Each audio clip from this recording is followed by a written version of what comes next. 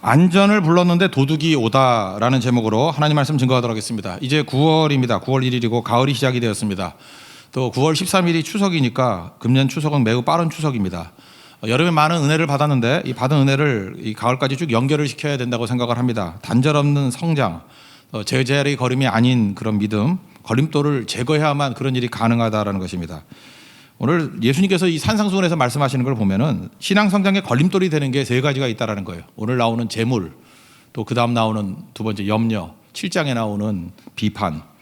그러니까 이 세 가지 물질에 매달리는 거 이게 재물이거든요. 이때 신앙 성장이 막히고 또 염려 근심하는 거, 또 신앙 성장이 막히고 또 원래 죄로 돌아가는 거죠. 남 비판하는 거 이게 신앙 성장을 막는다는 것입니다. 그 중에 가장 중요한 게 첫 번째 이 재물이다. 이 재물의 장애물을 제거해서 신앙 성장에 우리 거침이 없는 그런 하나님의 능력의 종되기를 바랍니다. 우리 19절 다 같이 한번 읽겠습니다. 시작. 너희를 위하여 보물을 땅에 쌓아두지 말라. 거기는 좀과 동록이 해하며 도둑이 구멍을 뚫고 도둑질 하느니라. 보물을 땅에 쌓아두지 말라. 저축하지 말라 그런 뜻은 아니겠죠. 여기 앞에 전제가 나와 있지 않습니까? 너희를 위하여. 그러니까 너 자신을 위하여 저축하거나 쌓아두지 말라. 왜 돈을 쌓아두죠? 돈이 너를 지킬 것이다 이런 생각을 하기 때문에 그렇습니다. 돈은 능력이 있습니다. 근데 그 능력을 의지해서 하나님이 나를 지키시는 건데 이 돈이 나를 지킨다 이런 생각을 한다라는 거예요. 이건 인간들 모든 사람들 속에 배어 있습니다. 이 속담 속에도 있잖아요. 돈이면 귀신도 부린다 뭐 이런 얘기 있고 돈으로 안 되는 일 없다 뭐 이런 얘기들이 각 문화권마다 다 있다는 것입니다. 영어만 해도 money talks 돈이 말한다. 돈이 힘이 있다 뭐 이런 것입니다. 돈이 너를 지켜줄 수 있는 것처럼 돈을 쌓아두지 말라. 이게 예수님 말씀이라는 것입니다. 돈은 너를 지켜주는 게 아니고 돈은 네가 사용하는 사용 개념이지 돈이 너를 지키는 것이 절대로 아니라는 것입니다. 나를 지켜주는 건 하나님이시고 또 능력 주시는 건 하나님이라는 거예요. 예수님이 기도할 때 일용할 양식을 주십시오 이렇게 얘기를 했죠. 일용할 양식 이게 만나에 유래됐다 그랬죠. 한 오밀만 거두게 했습니다. 한 오밀은 우리 참 보기 좋아요. 2리터예요. 2리터. 그러니까 give me 2리터. 하나님 2리터만 주세요. 그거예요. 그러니까 2리터라는 게 뭐죠? 하루 2리터 정도 이 페트병에 있는 그 정도만 있으면 내가 먹고 살거든요. 그러면 감사하면서 그거 다 쓰고 살라는 거예요. 그리고 하나님께서 내게 주시는 2리터의 사랑 주면 그거 다 쏟아붓고 사랑하고 살라는 거예요. 또 내게 2리터의 기쁨을 주면 그 기쁨 가지고 다 기뻐하면서 살라는 거예요. 왜? 내일 또 주실 것이기 때문에. 그래서 내일 일은 난 몰라도 괜찮습니다. 그죠? 주님께서 나를 공급해 주시고 채워 주실 것 때문에 그렇다는 거예요. 하나님이 나를 지켜주는 거지 돈이 나를 지키는 게 아니라는 것입니다. 너 근심 걱정 말라는 거예요. 하나님이 나를 지켜주신다는 거예요. 지난 8월 22일에 제가 대학에 들어갔을 때 경영학과 학장님이셨던 분인데 나중에 총장님 되셨죠. 연세대 총장 되셨던 송자 총장께서 소천하셨습니다. 근데 저 첫 수업 시간을 제가 잊지 못해요. 너희들 경영학과 왔으니까 돈 벌러 왔지 뭐 이런 투로 말씀을 하시더니만 돈에 대해서는 알려주겠다 그렇게 얘기하더라고요. 돈을 잡으려고 따라가면 도망친다. 근데 돈으로부터 멀리하면 돈이 와서 너를 잡을 것이다. 그러면서 이게 성경 말씀 인용하면서 얘기해 주더라고요. 이 본문이었어요. 여기서 돈은 따라가는 게 아니다 이렇게 설명하더라고요. 돈은 하나님이 주시는 거다. 그러고 하나님 바라보고 하나님이 날 지키는 걸 깨닫고 충성할 때 저절로 오는 부산물이지 돈은 목표도 아니고 따라갈 것 절대 아니고 따라가면 도망친다는 거예요. 그게 기억이 났습니다. 오늘 성경 본문을 보면은 우리에게 예수님께서 명확히 말씀하고 있습니다. 돈을 땅에 쌓아두면 안 되는 이유 세 가지로 설명하고 있습니다.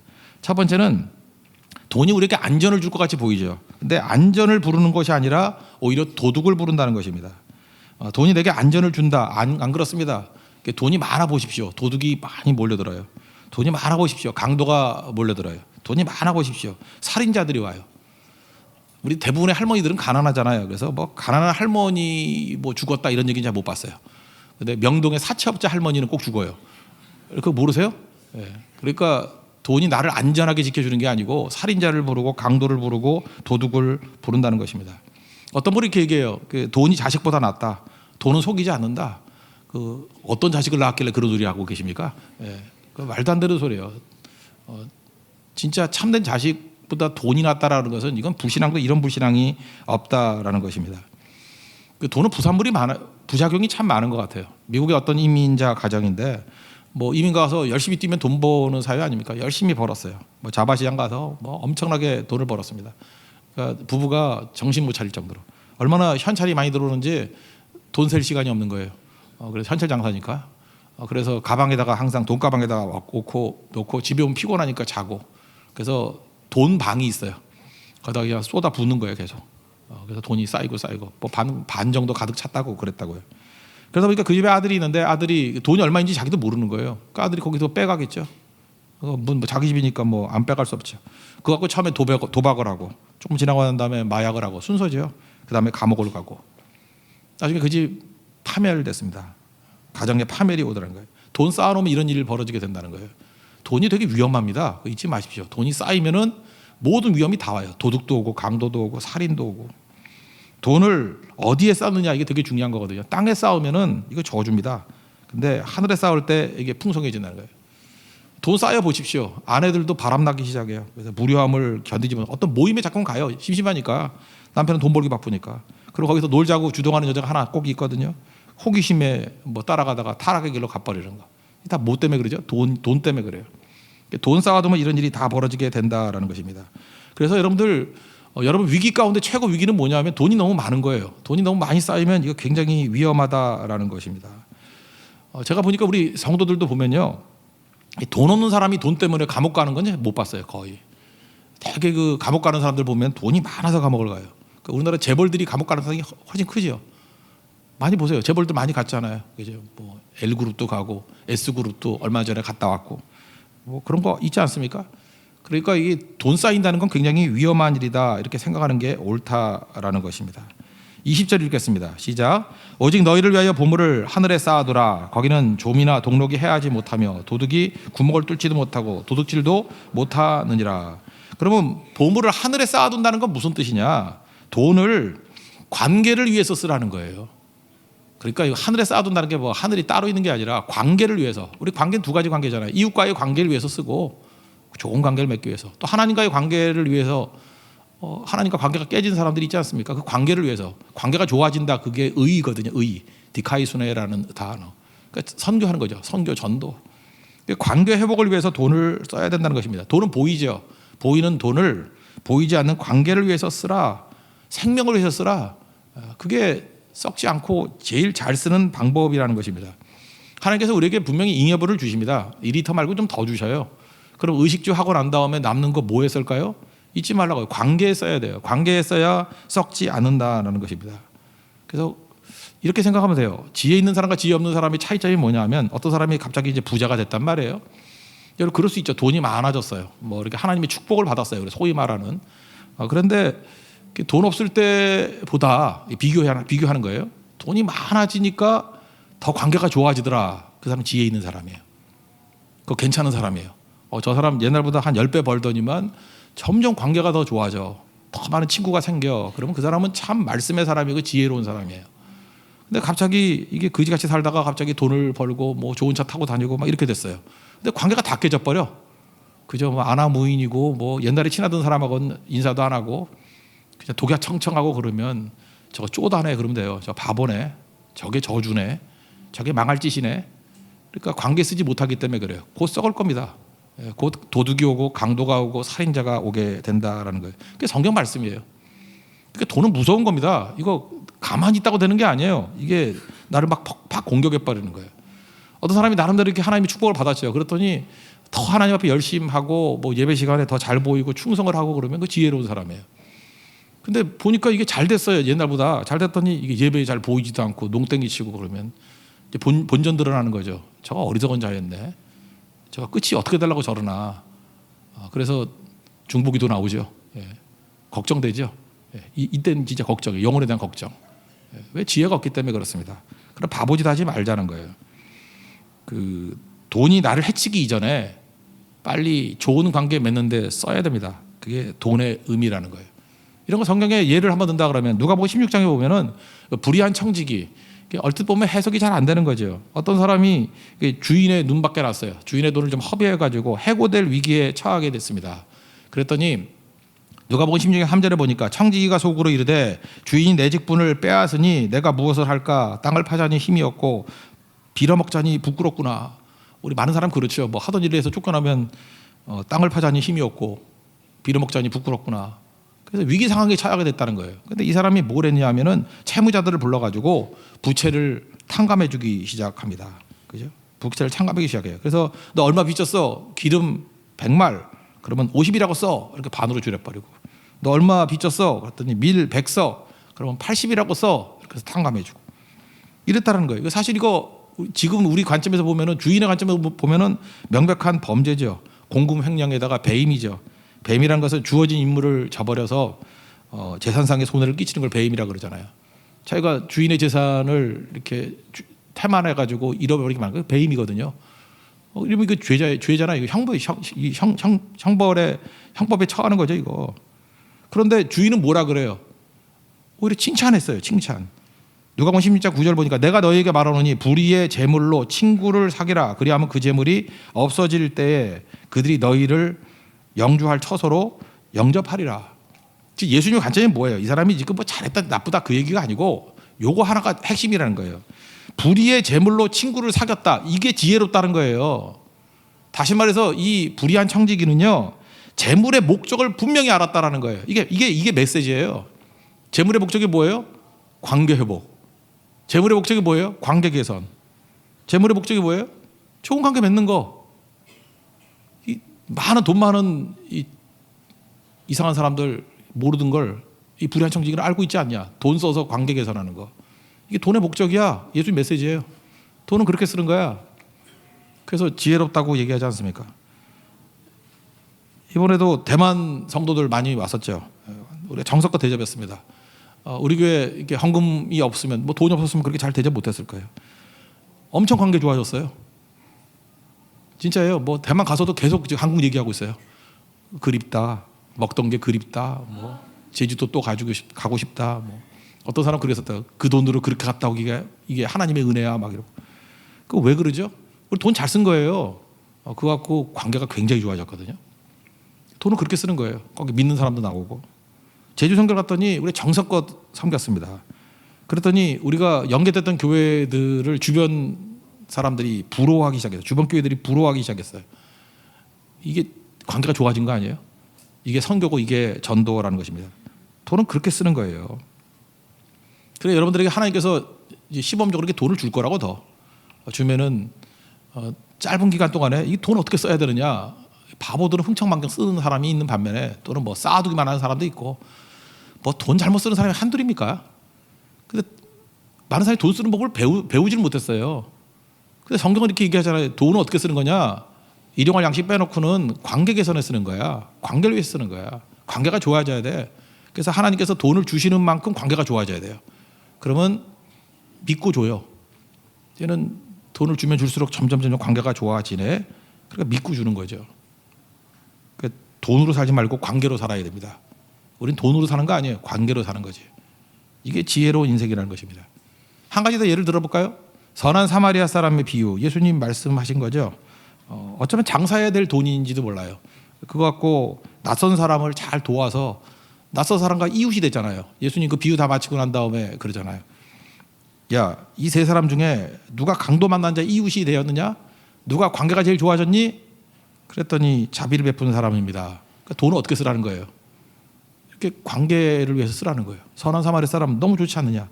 어찌 보면은 제사장이나 레위인은 자기 사명 때문에 그러는지도 모르죠. 뭐 예배 인도하러 가야 돼, 뭐 교회 성기로 가야 돼. 근데 이 사람들은 뭘 못한 거예요? 관계는 깨버리면서 자기 일 하겠다고 나간 거 아니에요. 그 성경에서 말은 하지만 좀 비난하는 게 있죠. 이렇게 사는 거 아니야. 그런데 이 선한 사마리아 사람을 봐라. 이 사람은 가지고 있는 돈 갖고 관계 개선에 쓰지 않느냐. 우리도 그렇게 살라는 거예요. 돈 어떻게 써요? 관계. 하나님께서 내가 생각보다 더 많은 돈을 주셨어요. 그러면 생각을 이렇게 해야 돼. 이거 어떤 관계 개선을 위해 써야지? 이렇게 해야 된다고요. 그래서 옛날에 상태 좋을 때의 미국 막 돈이 막 생겼어요. 지금 말고요. 상태 좋을 때의 미국, 막 복음으로 무장돼 있을 때의 미국 돈이 많이 생겼어요. 그거 갖고 굉장히 많이 원조해주고 도와주고 막 그랬어요. 돈 잘 쓴 거죠. 돈을 관계 개선으로 썼어요. 그랬더니 많은 사람들이 따르고 좋아하고 그랬잖아요. 그러니까 우리도 잊지 말라고요. 돈은 관계 개선에 써야 된다. 돈은 쌓아두면 거름하고 똑같습니다. 쌓아두면 냄새 나고요. 흩어버리면은 이게 비료가 되죠. 돈은 쌓이면 위험해요. 썩고 냄새 나고 안 좋은 겁니다.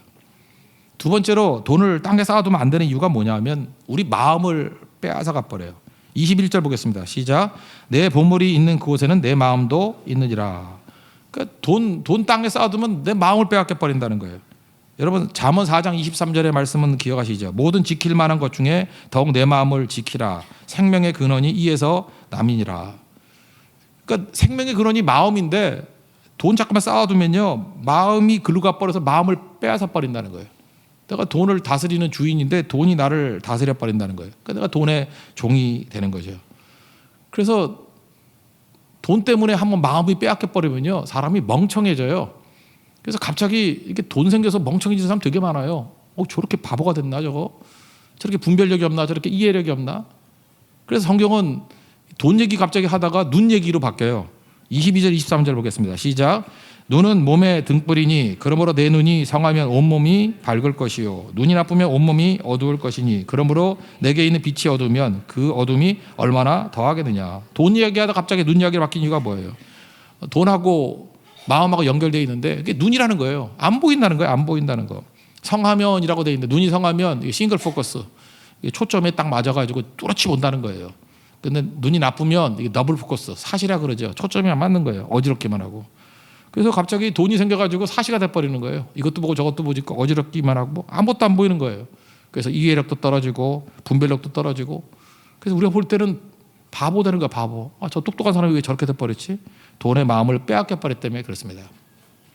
디모데전서 6장 9절 10절을 보면 사도 바울은 이렇게 얘기합니다. 부하려 하는 자들은 시험과 올무와 여러 가지 어리석고 해로운 욕심에 떨어지나니 곧 사람으로 파멸과 멸망에 빠지게 하는 것이라. 돈을 사랑함이 일만하게 뿌리가 되나니 이것을 탐내는 자들은 미혹을 받아 믿음에서 떠나 많은 근심으로써 자기를 찔러도다.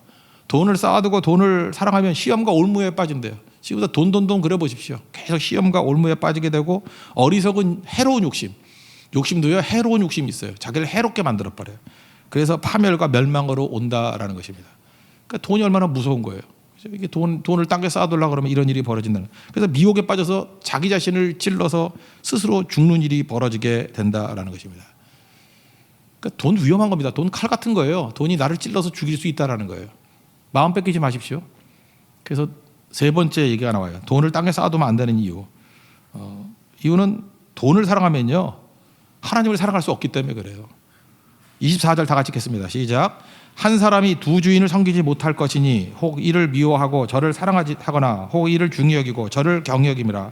너희가 하나님과 재물을 겸하여 섬기지 못하느니라. 돈을 섬기면요 돈의 마음을 빼앗겨버리면 하나님을 섬길 수가 없다라는 것입니다. 그러니까 돈에 묶여버리는 거죠. 돈에 묶여버리니까 못 움직이잖아요. 하나님과 동행이 안 되잖아요. 하나님이 나랑 같이 가자 그러고 돈에 묶여가지고 꼼짝도 못하고. 그런 거 여러분 많이 느끼지 않아요? 지금부터 예배 못 드리는 사람이 있어요. 왜냐하면 돈 벌어야 되니까. 돈에 묶이니까 예배도 못 나와. 기도에도 못 나와. 돈에 묶이니까 기도에도 못 나와. 돈에 묶이니까 돈도 많은데 성교도 못 가. 그런 거 많이 못 느껴요? 그 사람 묶여 있어요. 그러니까 종이야. 자기만 몰라. 자기만 돈을 땅에 쌓아두려고 그러다 보니까 묶여가지고 아무 데도 못 가요. 그래서 하나님께서 이거 풀라고 아브라함에게 주신 게 있죠. 아브라함 갈대아울에서 꽤 부자였던 것 같아요. 창세기 12장 1절 2절 보면 여호와께서 아브라함에게 이르시되 너는 너의 고향과 친척과 아버지의 집을 떠나 내가 내게 보여줄 땅으로 가라. 내가 너로 큰 민족을 이루고 내게 복을 주어 내 이름을 창대하게 하리니 너는 복이 될지라. 그러니까 자기 고향과 친척과 아버지 집 특징이 뭐예요? 돈 주는 데예요. 안전을 주는 데예요. 자기를 지켜주는 데예요. 그러니까 거기 묶여가지고 뭐 하나님 안에서 이렇게 성장을 못하는 거예요. 갈대아울에서 너 작품 안 나와. 그러면서 그거 다 끊어버리고 하나님이 공급해 주시는 복을 누리는 거예요. 내가 주는 복으로 너 창대하게 할 거야. 관계죠. 하나님과 관계가 좋으면 창대해진다는 거예요. 하나님께서 얼마든지 부어주는 인생이 된다라는 것입니다. 그러니까 이게 최고가 되는 거죠. 여러분 최고의 복이 하나님과 하나 되는 거 아니에요? 하나님이 동행하는 것보다 강한 게 있어요. 온 우주 만물을 창조하신 전능하신 하나님이 나와 함께 한다는데 나머지 뭘 비교할 게 있어요? 마귀는요, 마귀의 특징은 뭐냐 하면 비교할 수 없는 거를 비교하게 만드는 게 마귀예요. 마귀가 속을 때 보면 아까도 얘기했죠. 멍청해지는데 비교도 안 되는 걸 비교를 해. 여기 보니까 하나님과 재물을 겸하여 섬길 수 없다는데 하나님과 재물이 이게 비교가 되는 거예요. 뭐 하나님까지도 아니라고 합시다. 제가 아버지인데 우리 딸에게 5만 원을 줬어요. 5만 원을 딱 줬더니 기분 나쁘다. 딸 말고 아들이라고 합시다. 어떤 아버지가 아들에게 5만 원을 줬어. 그랬더니 아버지하고 5만 원하고 이게 비교할 수 있는 개념이에요? 아니죠. 근데 아버지 5만 원을 줬더니 아버지는 쳐다보지 않고 5만 원만 쳐다보면서 그죠? 나는 이 아줌마가 좋아. 이 신사 임당 그죠?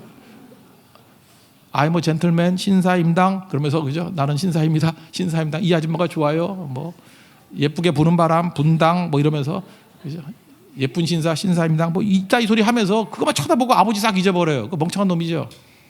그 5만 원을 누가 준 건데? 아버지가 준 건데. 이게 비교가 안 되는 걸 비교하는 거죠. 하루 종일 돈만 쳐다보고 있으면 이 바보 천치죠.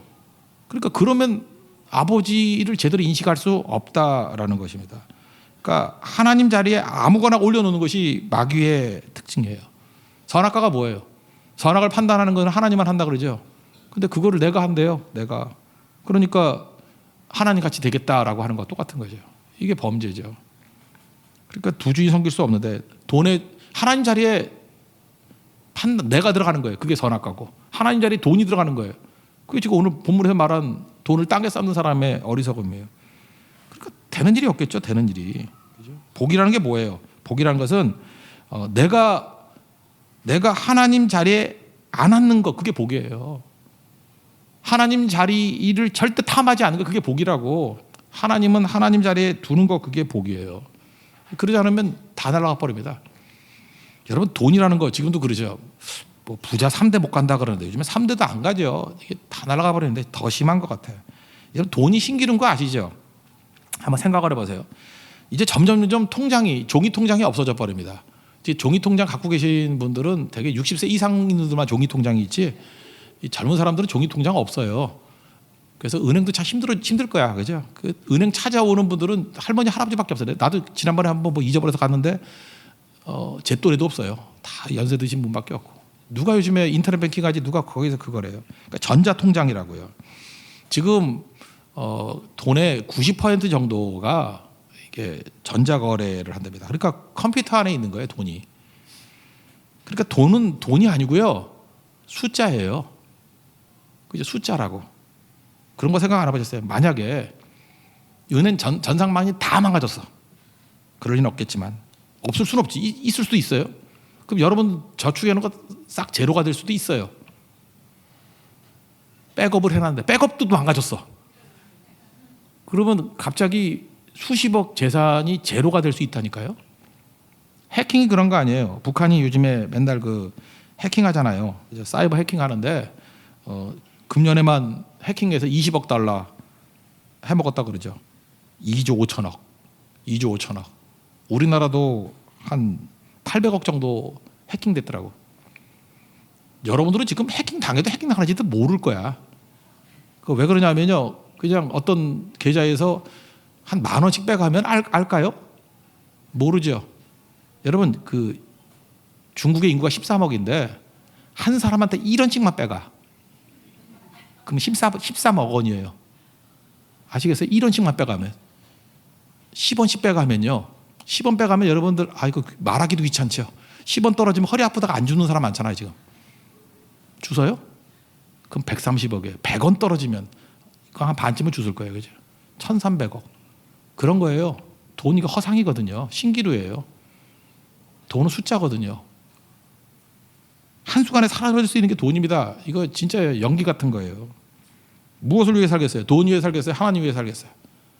세상에서 제일 어리석은 자가 돈 위해 사는 거예요. 돈 그거 사실 그래서 돈은요 혹시 있다 그러면 빨리 먹는 게 남는 거예요. 빨리 다 사 먹어요. 먹는 게 남는 거예요. 그거 그 돈 쌓아두면 하나도 못 써요. 하나도 못 써. 남이 다 써버려. 계속 쌓아둬봐. 그러면 요즘 같은 정부에서는 세금으로 다 가져가. 알아요?